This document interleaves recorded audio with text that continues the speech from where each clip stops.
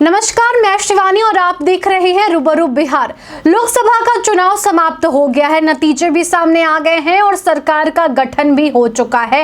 लेकिन अब उत्तर प्रदेश में 10 विधानसभा सीटों पर उपचुनाव होने जा रहे हैं। हालांकि चुनाव की घोषणा यानी तिथि का ऐलान नहीं किया गया है कि किस तारीख को चुनाव होने वाले हैं, लेकिन इस मामले पर अब सियासत काफी तेज हो गई है। रणनीति बनाए जा रहे हैं तमाम घटक दलों के तरफ से और बड़ी पार्टी भी अपनी अपनी तैयारी में जुट गए हैं। जैसा कि आपको बता दें कि उत्तर प्रदेश के 10 सीटों पर विधानसभा के उपचुनाव होने जा रहे हैं। सीट खाली पड़े हुए हैं, ऐसे में उपचुनाव कराए जा रहे हैं, जिसके बाद यह देखा जा रहा है कि बसपा अपनी अलग रणनीति बना रही है या 10 सीटों पर जीत हासिल करने के लिए, तो वहीं पर सपा और कांग्रेस एक साथ चुनाव में उतरने की तैयारी में जुट गए हैं। ऐसा माना जा रहा है कि सपा को इस बार लोकसभा चुनाव में अच्छी खासी जीत मिली है, तो 10 विधानसभा के उपचुनाव पर भी जीत अच्छी खासी मिलने वाली है। हालांकि यह कयास लगाए जा रहे हैं। आपको बता दें कि इन तमाम मसलों पर राजनीतिक परिदृश्य जो है वो बढ़ चढ़कर हिस्सा ले रहा है। जो देखने को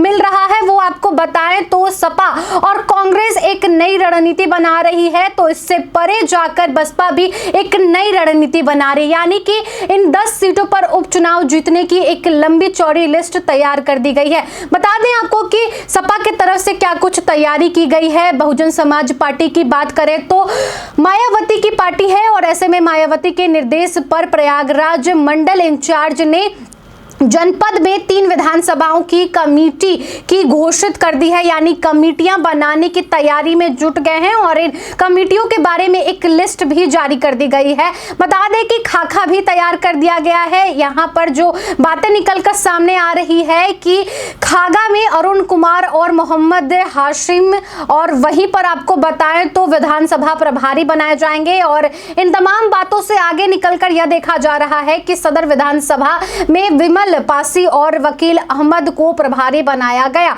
इसी तरह हुसैनगंज की बात करें तो हुसैनगंज में हरिश्चंद्र को विधानसभा प्रभारी बनाया गया है। वहीं अब कांग्रेस पर आते हैं तो कांग्रेस की बात करें तो आरक्षण का मुद्दा हमेशा से लेकर चलती आई है। लोकसभा चुनाव का जो माहौल था वो आपको याद ही होगा कि आरक्षण और संविधान के मामलों पर काफी सियासत तेज रही और इस बार भी 10 विधानसभा सीटों पर उपचुनाव हो रहे हैं। यहां पर भी कांग्रेस जो है आरक्षण का मुद्दा जोरों शोरों से उठाने वाली है। आरक्षण के मुद्दे पर घमासान मचेगा, एक नई रणनीति तैयार की गई। हमेशा से उनके एजेंडे में ये रहा भी है, इसलिए उन्होंने अल्पसंख्यक मुसलमान और पसमानदा मुसलमान के बीच पेट बनानी शुरू कर दी है।